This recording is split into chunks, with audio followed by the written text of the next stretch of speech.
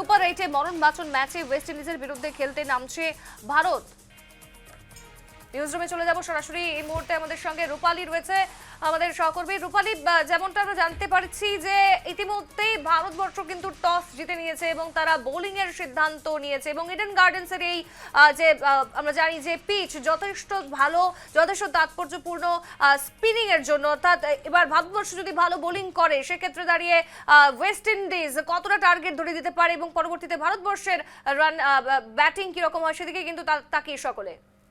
একেবারে এই মুহূর্তে যে আমরা দেখেছি যে টস হয়ে গেছে এবং টসে ভারতের জিত এবং সেক্ষেত্রে কিন্তু ভারত সিদ্ধান্ত নিয়েছে যে বোলিং করবে এবং সূর্যকুমার যাদব যিনি ক্যাপ্টেন তিনি কিন্তু বলেছেন যে চেজিং করার ফিল্ড, যেহেতু ইডেন গার্ডেন্স চেজিং করার মতো ফিল্ড এবং সেক্ষেত্রে কিন্তু সৌরভ গঙ্গোপাধ্যায় নিজে গিয়েছিলেন এবং তিনিও বলেছেন যে পিচ একেবারে তার যে পিচের যে অবস্থা রয়েছে সেক্ষেত্রে কিন্তু সহমত দিয়েছেন সৌরভ গাঙ্গুলি এবং তারপরেই কার্যত সূর্যকুমার যাদবও সেই একই কথা বলেছেন যে চেজিং করার যেহেতু ফিল্ড সেদিক থেকে কিন্তু তারা তার জন্য প্রথমে বোলিং এর সিদ্ধান্ত নিচ্ছে এবং সেক্ষেত্রে চেজিং এর বিষয়টি কিন্তু সামনে আসছে।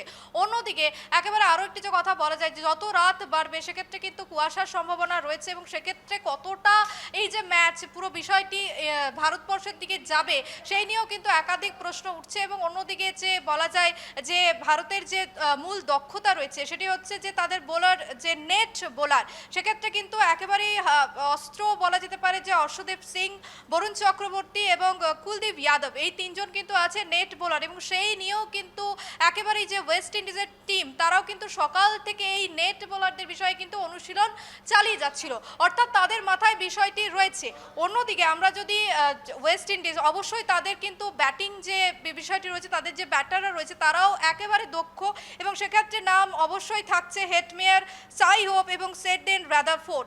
এই যে হোপ, তার বিরুদ্ধে কি তার হোপ কিন্তু অনেকটাই এবং তাকে ঘিরে কিন্তু এই যে ব্যাটিং সেটা অনেকটাই শক্ত হতে চলেছে এবং ব্যাটিং ভালো হতে চলেছে, এই হচ্ছে বিষয়। এবং বলাই যায় যে ওয়েস্ট ইন্ডিজের ব্যাটারদের আধিক্য একেবারে হার্ড হিটার। অন্যদিকে যে ওপেনার, সেই ওপেনিং এখন আমরা পর্যন্ত আমরা জানি না যে কারা ওপেনিং এ নামছে, ওপেনিং এ কারা নামবে। সেক্ষেত্রে কিন্তু অভিষেক, সঞ্জু যদি ওপেনিং এ নামে, সঞ্জু স্যামসন, সেদিক থেকে কিন্তু এই দুই যে তাদের যে যেটা প্রতিপক্ষ সেক্ষেত্রে কিন্তু বোলারদের কিছুটা সমস্যা হতে পারে এবং তাদের যে লাইন আপ সেই লাইন আপ কিন্তু ভঙ্গ করতে পারে অভিষেক এবং সঞ্জু স্যামসন। আগের দিনের যে ম্যাচ ছিল সেই ম্যাচেও কিন্তু একই বিষয় দেখা গেছে, সেক্ষেত্রে কিন্তু অভিষেক ফর্মে ফিরেছে।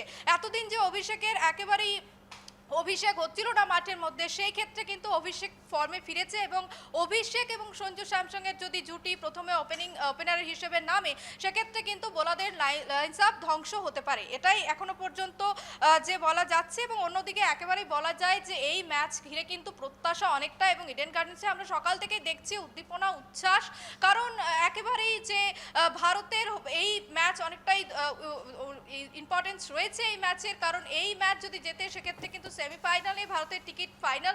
এবং অন্যদিকে একেবারে আমরা যদি আগের খেলা দেখি সেক্ষেত্রে কিন্তু 2016 সালে যে টি20 সেমিফাইনাল হয়েছিল সেখানেও কিন্তু ওয়েস্ট ইন্ডিজ বিরাট এবং ধোনিদের টিমকে হারিয়েছিল।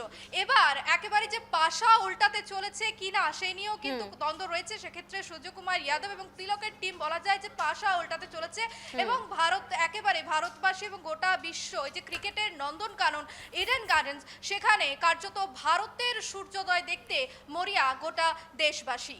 বেশ বেশ, অনেক ধন্যবাদ তোমাকে রূপালী। এই মুহূর্তে যে সমস্ত আপডেট তুমি তুলে ধরলে, অর্থাৎ যেমনটা আপনারা শুনতেই পারলেন যে আজকের এই ম্যাচ কিন্তু যথেষ্ট তাৎপর্যপূর্ণ। ইতিমধ্যেই বোলিং এর সিদ্ধান্ত নিয়েছে ভারত এবং দেখতে হবে ওয়েস্ট ইন্ডিজ কতটা পারফরমেন্স, কিরকম পারফরমেন্স দেখায়।